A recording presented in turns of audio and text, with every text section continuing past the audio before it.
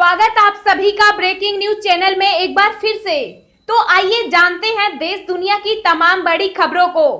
पर उससे पहले आपसे निवेदन है कि आप इस वीडियो को लाइक कर दें, शेयर कर दें ताकि हमारा हौसला बढ़ता रहे।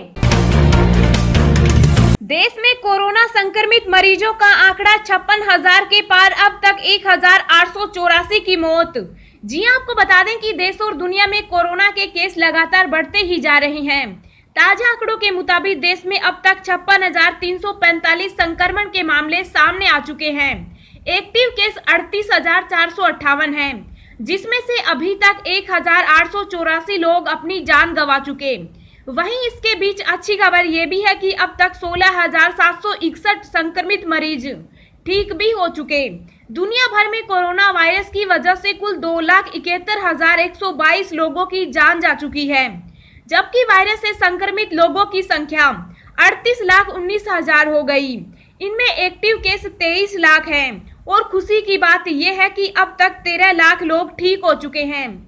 तो दोस्तों, कमेंट बॉक्स में कमेंट करके बताना कि भारत में सबसे ज्यादा कोरोना के संक्रमित मरीज कहां पर हैं। जो लोग इसका सही जवाब देंगे वो सभी जीत सकते हैं एक सरप्राइज गिफ्ट, जो कि गिव अवे के रूप में आप तक पहुंचा दिया जाएगा। साथ ही आपको बता दें कि वीडियो को लाइक भी कर दीजिएगा।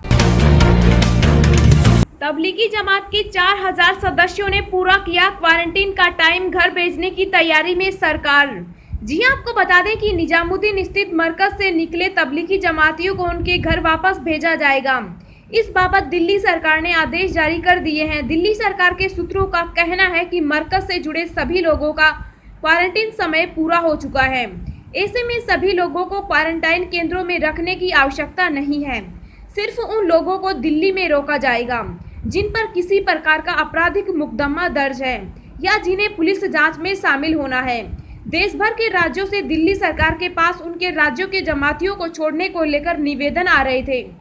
दिल्ली सरकार की ओर से इस बाबत केंद्रीय गृह मंत्रालय से प्रोटोकॉल संबंधी निर्देश भी मांगे थे। दिल्ली के स्वास्थ्य मंत्री सत्येंद्र जैन के निर्देश पर स्वास्थ्य विभाग की ओर से एक आदेश जारी कर कहा गया कि निजामुद्दीन मरकज स्थित तबलीगी जमात के ठीक हुए सभी लोगों को घर जाने दिया जाए। इनमें से जिन लोगों पर मुकदमा है उन पर पुलिस कार्रवाई करें। आदेश में कहा गया कि मरकज मामलों में जिन लोगों के नाम दर्ज हैं और जांच के लिए जिनकी आवश्यकता है, तबलीगी जमात के उन सभी सदस्यों को दिल्ली पुलिस की हिरासत में भेजा जाए। करीब 4,000 से ज्यादा ऐसे लोग थे जिनको मार्च के आखिरी में निजामुद्दीन मरकज से या कुछ अन्य जगहों से कोरोना क्वारंटाइन सेंटर और अस्पतालों में लाया गया था। इनमें से 1,000 से ज्यादा कोरोना पॉजिटिव पाए गए थे। इनमें 191 जमाती दिल्ली के रहने वाले थे। अब संक्रमित लोग ठीक हो चुके हैं और सभी का क्वारंटाइन भी समाप्त हो गया है। ऐसे में दिल्ली की केजरीवाल सरकार ने इन्हें छुट्टी देने का फैसला लिया है। लॉकडाउन के तीसरे चरण में पहली बार पीएम मोदी ने किया संबोधित, बोल दी ये बड़ी बात। जी हां, आपको बता दें कि प्रधानमंत्री नरेंद्र मोदी ने लॉकडाउन के तीसरे चरण में पहली बार आज संबोधित किया। बुद्ध पूर्णिमा के अवसर पर आयोजित एक वर्चुअल कार्यक्रम में पीएम मोदी ने कहा कि भगवान बुद्ध ने दुनिया को सेवा करने का अवसर दिया है। इस दौरान पीएम मोदी ने कहा कि इस बार परिस्थितियां अलग हैं, दुनिया मुश्किल समय से गुजर रही है। उन्होंने कहा कि आपके बीच आना मेरे लिए सौभाग्य होता है, लेकिन मौजूदा स्थिति इसकी अनुमति नहीं देती। पीएम मोदी ने कहा कि भारत आज भगवान बुद्ध के कदमों पर चलकर कोरोना वायरस के संकट में हर किसी की सहायता कर रहा है। इस दौरान लाभ हानि को नहीं देखा जा रहा। संकट के वक्त हर किसी की सहायता करना ही सबका धर्म है। 31 मई तक बढ़ा लॉकडाउन, नई गाइडलाइंस के तहत सब कुछ बंद, धारा 144 भी लागू। जी हां, आपको बता दें कि कोरोना वायरस को रोकने के लिए सरकार ने तीसरी बार भारत में लॉकडाउन की अवधि बढ़ा दी है। केंद्र सरकार के फैसले के मुताबिक 17 मई तक देश भर में लॉकडाउन है। इसी बीच उत्तर प्रदेश के गाजियाबाद में लॉकडाउन को लेकर नई गाइडलाइन जारी की, जिसके मुताबिक 31 मई तक लॉकडाउन बढ़ा दिया गया। उत्तर प्रदेश के गाजियाबाद में प्रशासन ने कोरोना वायरस और ईद के चलते 31 मई तक धारा 144 लागू कर दी गई है। इस बारे में गाजियाबाद के जिला अधिकारी अजय शंकर पांडे ने आज आदेश जारी किया। लॉकडाउन की 31 मई तक की गाइडलाइन के मुताबिक सार्वजनिक स्थानों पर थूकना, बिना फेस कवर और मास्क के बाहर जाना दंडनीय अपराध माना जाएगा। ऐसे में पकड़े जाने पर फाइन देना पड़ेगा। वहीं सभी धार्मिक स्थल बंद रहेंगे। सार्वजनिक स्थानों पर भीड़ लगाने की भी अनुमति नहीं होगी। अब हम आपको अगले 24 घंटों के संभावित मौसम पूर्वानुमान के बारे में बता रहे हैं। अगले 24 घंटों के दौरान पूर्वोत्तर भारत, उप हिमालय, पश्चिम बंगाल, सिक्किम, तटीय ओडिशा, पंजाब, हरियाणा और उत्तरी राजस्थान के कुछ हिस्सों में हल्की से मध्यम बारिश और गरज के साथ बौछारें पड़ने का अनुमान है। हिमाचल प्रदेश, उत्तराखंड, पश्चिम बंगाल, बिहार के कुछ हिस्सों, झारखंड, आंतरिक तमिलनाडु, केरल, दक्षिणी आंतरिक कर्नाटक, पश्चिमी और मध्य उत्तर प्रदेश तथा उत्तरी मध्य प्रदेश में हल्की से मध्यम बारिश के आसार हैं। तटीय आंध्र प्रदेश और अंडमान व निकोबार द्वीप समूह में भी कुछ स्थानों पर बारिश जारी रहेगी। महाराष्ट्र, गुजरात और दक्षिणी मध्य प्रदेश में तापमान बढ़ेगा। कुछ हिस्सों में लू जैसी स्थितियां बन सकती है। असली तहलका तो राजस्थान ने मचाया है। 2 दिनों में बेच दी इतने करोड़ की शराब। जी हां, आपको बता दें कि राजस्थान ने विपक्ष के रूप में केवल 2.5 दिनों में 196 करोड़ रुपए की शराब बेची। एक दुर्लभ कदम में मुख्यमंत्री अशोक गहलोत ने शराब की ऑनलाइन खरीद और होम डिलीवरी शुरू करने के लिए कहा। बार बार आबकारी विभाग और पुलिस को चेतावनी देने वाले विक्रेताओं और ग्राहकों को बार बार परेशान करने के बावजूद सामाजिक गड़बड़ी का उल्लंघन करते हुए लंबी कतारें लगी है। शराब की लगभग 85% बिक्री देसी शराब के साथ IMFL की है, क्योंकि प्रवासी मजदूरों की अनुपलब्धता के कारण यह कम ही बिकता है।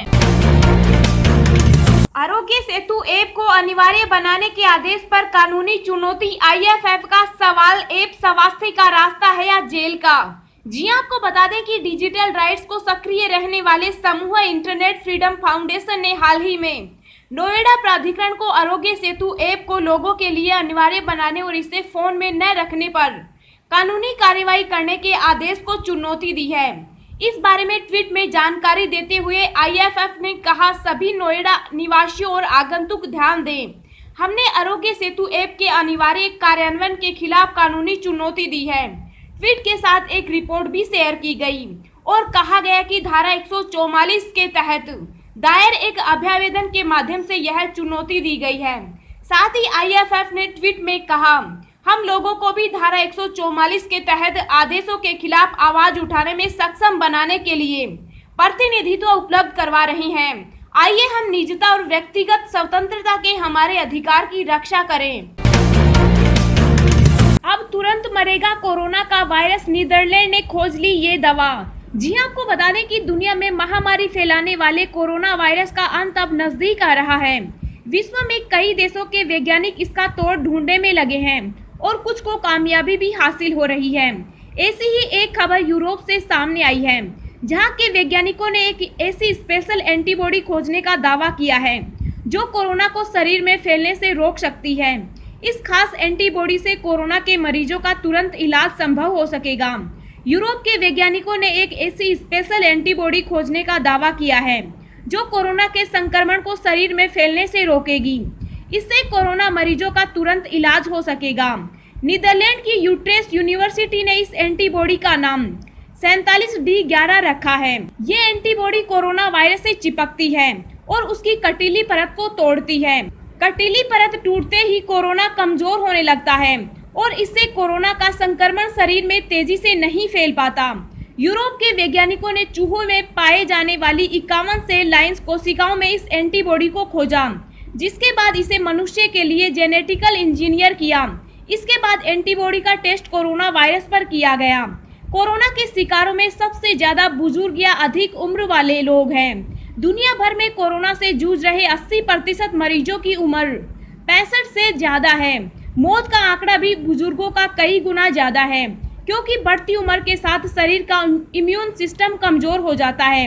ऐसे में हार्वर्ड यूनिवर्सिटी के वैज्ञानिकों ने सुझाव दिया है कि बुजुर्गों का इम्यून सिस्टम सुधारने के लिए एंटी एजिंग सप्लीमेंट्स दिए जा सकते हैं। लॉकडाउन में 2 सरकारी बैंकों ने ब्याज पर चलाई कैची, लोन लेना हुआ सस्ता। जी आपको बता दें कि लॉकडाउन के बीच ग्राहकों के लिए लोन लेना सस्ता हो गया।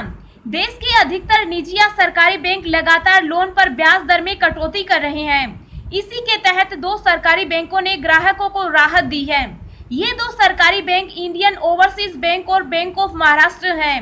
इन दोनों बैंकों ने अपने कोष की सीमांत लागत आधारित ब्याज दर में कटौती की घोषणा की है।